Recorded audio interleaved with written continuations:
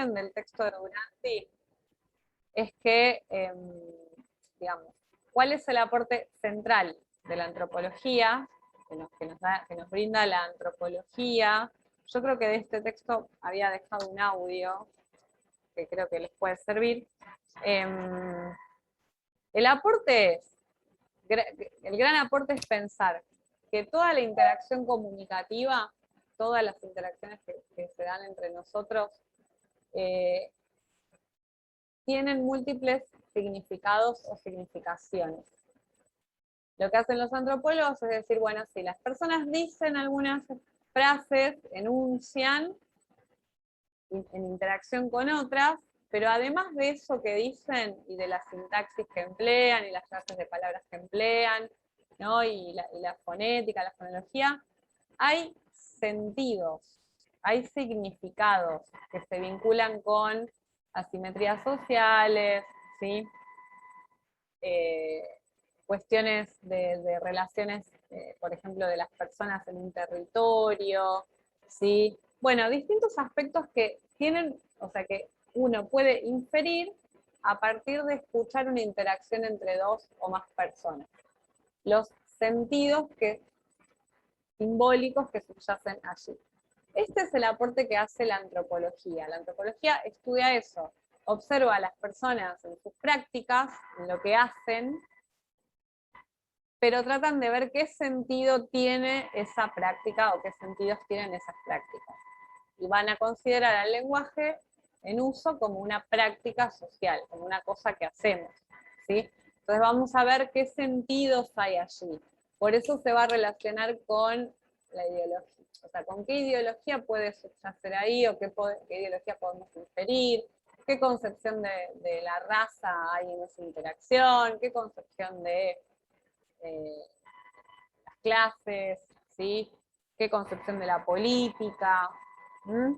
Bueno, entonces, esto que acabo de decir, ¿lo dije con claridad o lo repito?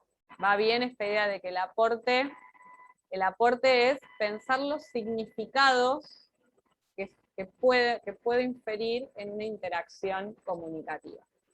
Esto es, a grandes rasgos, lo que dice al principio del texto. Y hay una frase que aparece en el texto que es que la palabra es poder, ¿sí? O sea, quien detenta la palabra, bueno, creo que ahí nos habíamos entrado en una rosca infinita ese día, bueno, después retomen ese texto, pero es interesante la idea de el poder de la palabra, ¿sí? Lo poderosa que puede ser para algunos, y qué pasa cuando no tengo la palabra, que ahora vamos a ver en el interés número 3, que es la participación, ¿sí? Bueno, háganme acordar de esto porque esto le pasa a muchos estudiantes, nos pasa a nosotros que cuando nos dicen, ¿y qué pensás? ¿Qué les parece tal cosa, ¿no? En una clase, y hay personas que no dicen nada porque no tienen las herramientas, y antes de pasar vergüenza o ser señalados o lo que fuere, no dicen y no participan. Entonces los antropólogos dirían, mira, esas tales personas participan más, tales otras menos. Bueno, ¿qué hay ahí? ¿Qué significados hay allí? ¿Vamos bien con esto? Sí, quedó uno solo con la cámara prendida, bueno. Gracias. Bueno, la cosa es que la antropología lingüística tiene 3 intereses, ¿sí? Uno es la actuación. Yo estoy con la compu rota, profe, por eso no prendo No, la ya sé, cámara. pero cuando les pregunto y no puedo ver si está. Bueno, ustedes me paran y me dicen no entendí o me preguntan, ¿sí? 3 intereses arrancan en la página 36, la actuación, la deixis y la participación.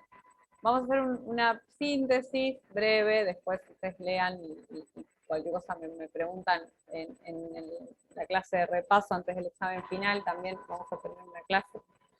Bueno, la actuación. De la actuación dice que estas son 2 categorías acuñadas por Chomsky, por Noam Chomsky, un señor del bien, Noam Chomsky, a pesar de ser norteamericano, que que él propone en ese libro, Aspectos de la teoría de la sintaxis, dos categorías, competencia y actuación, que equivalen a lo que Saussure denominó lengua y habla, ¿sí?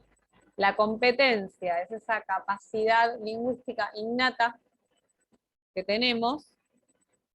Recuerden que Chomsky es innatista en la concepción de adquisición del lenguaje, y la actuación es el habla, ¿sí? Es aquello que, el uso, ¿no? Lo que Saussure llama el habla. Entonces, la antropología lingüística va a decir, bueno, nosotros vamos a concentrarnos en la actuación, que es el uso del lenguaje, ¿sí? Pero además, dice, además de pensar el uso que hacemos las personas del lenguaje, vamos a pensar que más abajo, en la 37, dice que según Austin, que es otro lingüista, bueno, es un filósofo, que quizá lo lean también, o no sé si ya lo leyeron, las palabras o los enunciados hacen siempre algo. Y acá esto creo que habíamos mencionado, ¿no? Por ejemplo, un enunciado puede describir un estado de cosas, dice en la página 37 al final, da un ejemplo que es el cielo es azul. Describo el cielo. Pero, además, ¿qué está haciendo? Está informando ese enunciado. Entonces, los enunciados hacen cosas. Informan, dan órdenes, preguntan, interpelan, ¿sí? Entonces, los antropólogos lingüísticos van a tratar de ver qué hacemos las personas cuando hablamos. Es casi lo mismo que estábamos diciendo hace un rato con el trabajo. Es decir, si estamos informando, si estamos enojándonos, si estamos dando una orden, pero parece que no, sí, los sentidos que subyacen en ese enunciado. Ese es el primer punto. Y cuestiona, en la página 38, critica a Roman Jakobson, ¿sí? Con el esquema básico de la comunicación, ¿sí? Dice, bueno, no da cuenta de lo que ocurre en esa interacción comunicativa, pero también lo que hace Jakobson, ¿se acuerdan? Es proporcionar estas categorías, ¿no? La función poética del lenguaje, la función metalingüística, ¿sí? Aquello que podemos hacer con los enunciados. Entonces, ¿qué va a estudiar de la actuación? Aquello que podemos hacer las personas cuando hablamos, ¿sí?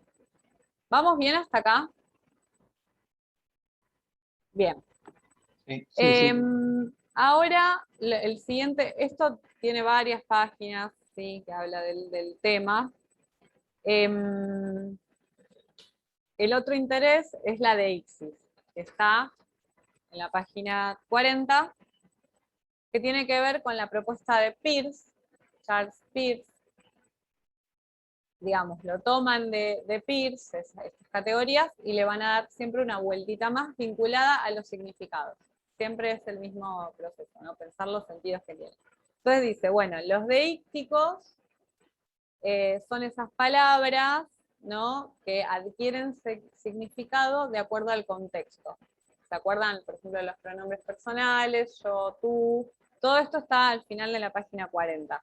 Los adverbios de lugar, arriba, abajo, debajo, encima, ¿sí? Yo necesito estar en comunicación y en el mismo lugar con la persona para saber a qué se refiere cuando me dice arriba, cuando me dice abajo. Entonces son palabras que adquieren significado en el contexto. Esas palabras se llaman deícticos y ese proceso, esa propiedad, dice en la página 40 al final de las palabras, se llama deixis. ¿Y qué van a agregar los antropólogos lingüísticos?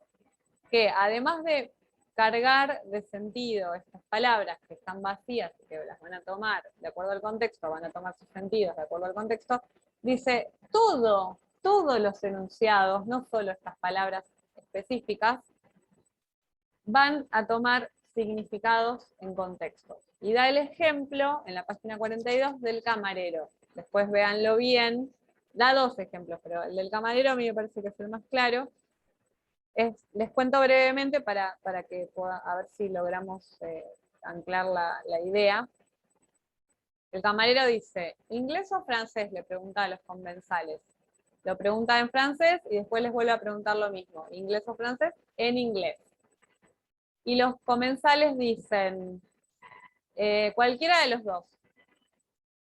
Y el camarero dice, bueno, pero ¿qué quieren? ¿Francés o inglés? Y los comensales dicen, no es problema. Hablan la primera parte en inglés y la otra parte en francés. Cualquiera de los dos.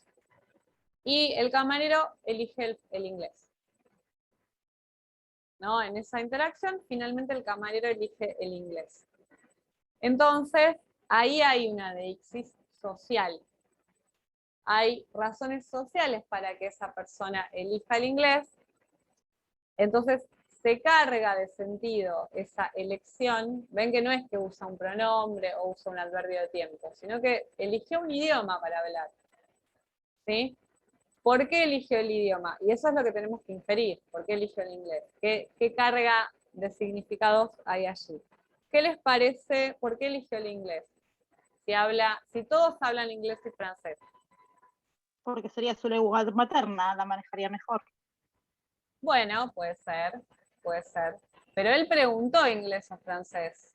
Pero puede ser que sea esa es una razón, sea su lengua materna. Una mente más oscura como la mía. La decisión la toma no en función de los comensales, sino en función de su posibilidad, por ahí. Digo, de sus supuestos básicos subyacentes, ¿no? Es decir, por ahí encuentra en el inglés como un idioma más universal y ahí inferiría a la cuestión ideológica. Es decir, el inglés a nivel global está mucho más instalado que el francés. Bueno, bien, vamos bien. Lo que dijo Gaby es una buena hipótesis, lo que dijo Facundo, Pablo. Por prestigio sería lo que dice Mi mente siniestra llegaría a esa idea, ¿no? Es decir, estoy grabando, sí. Es decir que si todos hablábamos francés e inglés y a la perfección, porque los todos decían que sí, que podían hablar en las dos lenguas, quizá elija prestigio porque es una lengua de poder. ¿Sí? Tenemos que corroborar, esto es hipotético, pero esto es lo que hacen los lingüistas que vienen de la vertiente antropológica. Ven los significados de todos los enunciados, ¿sí? Y tratan de comprobar, ¿no? Nadie dijo porque acaba de salir de la academia y está practicando. O sea, cuando hipotetizamos, tenemos que tratar de encontrar un asidero, un anclaje, ¿sí? Pero, dada la historia del inglés, y la historia del imperialismo, ¿no? Que conocemos, bueno, tiene bastante asidero decir que es la lengua de prestigio. ¿Sí? Que es más prestigiosa. Sí, justamente, aparte también tiene que ver con la época, porque antes la lengua de prestigio era el francés. Sí. El idioma oficial de la ONU es el francés, no el inglés. Totalmente, ¿no? Entonces, claro, eso en un momento el español era la lengua universal, ¿no? En la época de la conquista. Entonces, esto va cambiando por cuestiones de poder. Siempre es así. Sí, también puede ser rebeldía, porque casi todo el tema de comida es más francés que inglés. El prestigio en comida en un restaurante no tiene más los platos franceses que inglés. Claro, bueno. Para mí que estudio bastante cocina. Sí, podemos hipotetizar, pero teniendo en cuenta la historia mundial, ¿no? Y de lo que ocurre con estas lenguas, podríamos inferir algunas cuestiones, pero que hay que comprobar. Lo que importa es que la deixis, todo el mundo puede ver la deixis allí. Bueno, vamos a tener que entrar unos minutos más para cerrar participación. Perdón, pero se nos hizo tarde. Hacemos un ingreso último de participación y presentación de la bandera.